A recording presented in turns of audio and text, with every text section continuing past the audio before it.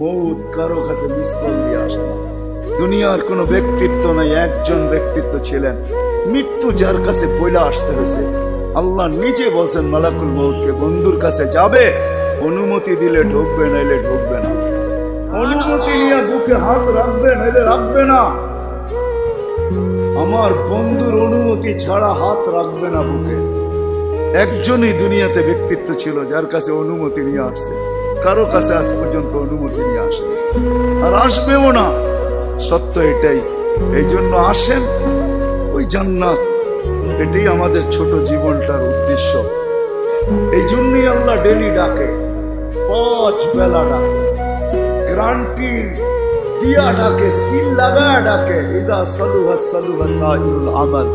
5 ওয়াক্ত নামাজ যদি এই উম্মত কমপ্লিট করে দেখাইতে পারে, তো আল্লাহ আমাদের নবীজির সাথে ওয়াদা করছেন, আমিও আপনার উম্মতের জীবনকে কমপ্লিট করে দেখাই।